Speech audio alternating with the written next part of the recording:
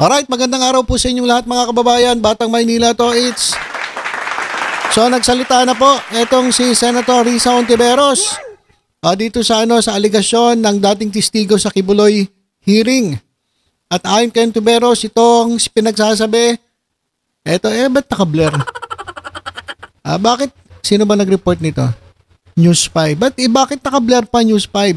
So, ito mga kababayan, ayan po yung pagmumukha nung whistleblower, yung testigo na lumantad. Ayon sa kanya, siya'y binayaran. So ayon kay Senator Risa Hontiveros, ito po ay kasinungalingan. Ganyan sila kadesperado. Tinawag na kasinungalingan ng Senator Risa Hontiveros sa mga aligasyon mula sa nagpakilalang dating witness sa Senate hearing ukol sa kaso ni Pastor Apollo Kibuloy. Huwag na natin tawagin pastor to. Kibuloy na lang. Sa pahayag ng sinasabing testigo, binayaran umano siya at iba pang Senate witnesses ng senadora upang magsalita laban kay Kibuloy. Ang pagkakaalam ko, sabi niya 500,000 ang binayad sa kanya para siraan daw si Kibuloy at 500,000 pang muli sa pagsira kay Sara Duterte at kay dating Pangulong Rodrigo Duterte. Yaman naman ni Senator Risa. Ang yaman naman ni Senator Risa, magbabayad ng 1 milyon sa isang testigo para para ilaglag itong si Kibuloy at itong si Sara Duterte at dating Pangulong Duterte. Ako mga kababayan, di ako naniniwala dyan. Kasi maliban dito sa tulongges na to, marami pang testigo na magpapatunay na mayroong ginawang kabulastugan etong si Kibuloy. So para sa akin, hindi na kinakailangan magbayad ng milyones ni Senator Risa Hontiveros para patunayan na ito ang si Kibuloy ay nagkasala. Kahit nga sa Amerika kahit sa Amerika, ganun din ang aligasyon sa kanya. So bakit pa kinakailangan magbayad ng milyones sa isang testigo na katulad nito? Ba? Naniniwala ang Hontiveros na maaring pinilit o binayaran ng testigo para siraan ang kasalukuyang gumugulong na criminal proceedings laban kay Kibuloy. Maghahain ng legal response ang senador kaugnay sa aligasyong ito. So yari ka ngayon. Legal response. Mas maganda talaga nga daanin to sa legal na proseso para magkaalaman kung sino ang nasa likod netong pagbaliktad netong testigong ito. Kasi mga kababayan, ang dami pong issue ngayon na kaya inilabas ito, pwedeng to divert other issues. Katulad ng impeachment ni Sara Duterte, etong paglustay dito sa Kaban ng Bayan, dyan sa confidential funds, at dito sa pagkakakulong kay dating Pangulong Rodrigo Duterte dyan sa Dahig. Etong EJK, etong crime against humanity. So napakaraming issue na pwede nga ito ang gamitin nila para ma-divert. Para hindi masyadong nakatutok ang taong bayan doon. Kaya ito mga kababayan, News 5. Huwag nyo nang i-blur. Hindi naman na kinakailangang i-blur to kasi kitang-kita naman Hayagan naman siyang lumabas sa social media. At binawi niya yung kanyang mga sinabi laban kay Kibuloy, kay Sara Duterte at Digong Duterte. At ngayon, ang dinidiin niya, itong si Risa Hontiveros. Sa post ni Senator Risa Hontiveros, sabi niya, statement on the falsehoods being spread by the former Senate hearing witness. Ayan, kasinungalingan ang mga aligasyon ngayon mula sa nagpakilalang dating testigo sa pagdinig ng Senado ukol sa mga krimen ni Pastor Apollo Kibuloy. Saan katerba ang ebidensya ng aking opisina na magpapatunay na gawa-gawa lang ang pahayag ngayon ng taong yan? All witness presented during the Kibuloy Senate hearings freely and voluntarily offered their testimonies and the evidence they carried. Nang iyan ay may paper trail and readily corroborated by multiple agencies and officials. Handa rin kami ilabas ang iba't ibang screenshots at video sa tamang panahon. We have reason to believe that this individual has been coerced or paid off to derail the ongoing criminal proceedings against Kibuloy and disturbingly threaten my staff and the witness who spoke out against Kibuloy's heinous crimes. Ganyan sila kadesperado. We are preparing our serious legal response against this act of harassment and intimidation. Hindi namin palalampasin ang mga nasa likod ng pananakot na ito.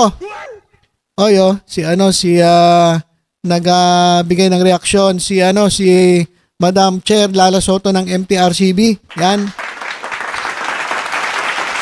So itong si Madam Chair Lala Soto ay naniniwala kay Senator Risa Hontiveros. Hindi po siya naniniwala doon sa sa testigo na mukhang nabayaran. Tama naman si Senator Risa Hontiveros eh. Ito ay pinilit, binayaran. Alam niyo naman kasi yung mga sangkot dito sa mga kasong ito, lalong-lalo na si Kibuloy, big time po yan eh. Hiyayamanin. At maging yung mga Duterte, mga kababayan, hiyayamanin. So, hindi imposible na gumamit sila ng kanilang kayamanan. Para bayaran etong individual na ito. So, kayo mga kababayan, kayo po, kanino po ba kayo naniniwala? Naniniwala ba kayo dito sa sa witness na ito? Sa testigo na bumaliktad? Nung una sa Senado, sinumpang salaysay, siya ay sumumpa na magsasabi ng pawang katotohanan lamang. Tapos ngayon sa social media, nagngangawa at sinabi niya na siya ay binayaran at hindi totoo lahat ng sinabi niya sa Senado. So pwedeng kasuhan na naman to kasi nagsinungaling kung sinasabi mo na hindi totoo sinasabi mo. At ito matindi mga kababayan. Ako naniniwala na ito ay paninira lamang kay Senator Risa Hontiveros. Kasi bakit ka babayaran? Bakit ka babayaran ng 1 milyon? At meron pang allowance sa 12,000 tapos sinabi niya na siya ay tumira doon sa condo ni Senator Risa Hontiveros. O ilabas mo. Pakita mo kung totoo ba na ikaw ay tumira. Saan ba yung condo ni Senator Risa Hontiveros? At etong mga kababayan, kung napanood ninyo, panoorin niyo isang video ko kasi pinakita ko yung video na yan. Napakagaling niya magsalita. Biruin niyo lahat ng date memorize. Dire-diretso yung kanyang pananalita.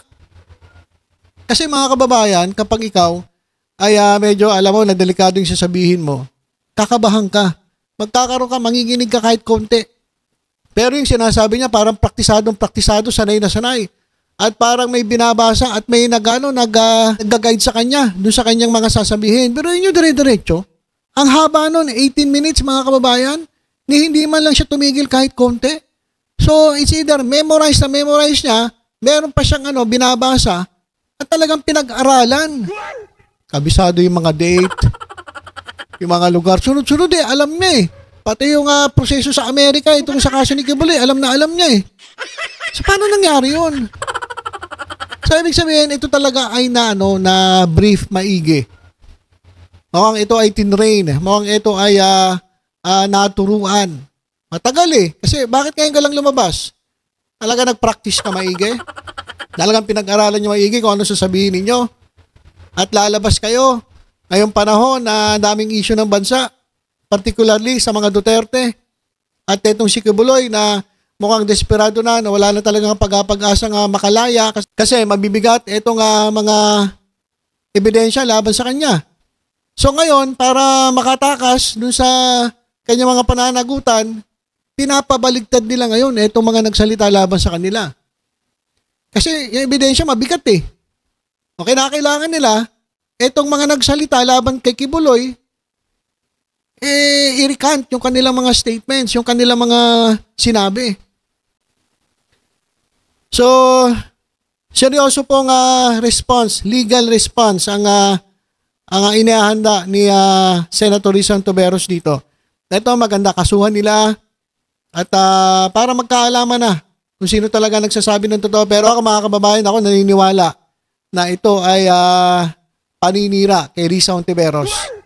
Kasi wala akong nakikitang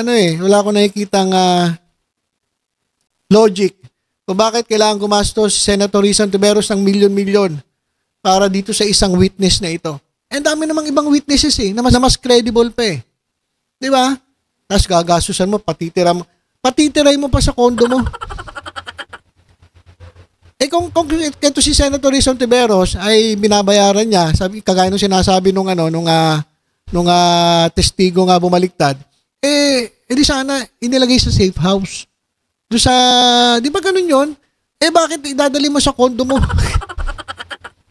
Kalokohan mga kababayan Para namang hindi ka panipaniwala. So, abangan natin mga kababayan ang mga susunod pang hakbang ni Senator Rizon Tiveros laban dito sa atistigong ito na sa mukha pa lang hindi na mukhang pagkakatiwalaan mga kababayan Ayan. At kung dati, sabi niya nagsalita daw siya laban kina Kibuloy dahil nga nangangailangan siya ng pera, baka ngayon mas malaki kailangan niyang pera. kaya binawi niya yung kanyang sinabi. At mas malaki ang alok na itong mapapaboran sa kanyang pag-recant sa kanyang mga statement. At paglabas ng aligasyon na siya ay nabayaran ni Senator Rizon Tiveros, hindi ako naniniwala mga kababayan. Hindi ako naniniwala na gagawin ni Senator Rizon Tiveros yun. Saka gagastos ka 1 milyon para dito lang. Bakit? Ano ba ang neto? Ano ba ang testimony niya? Sobrang bigat ba ng mga sinabi niya? Parang wala naman, parang hindi naman. So, imposible na totoo sinasabi nito. At mukhang ito'y ginagamit ng kampo at sobra na silang desperado. Kaya kung ano-ano na lang ang kanilang sinasabi laban dito kay Senator Rizon Tiveros. So ilan po muna mga kababayan, tutok-tutok lang po dito sa Batang Maynila to sa iba pang updates. Ingat po tayong lahat. God bless po.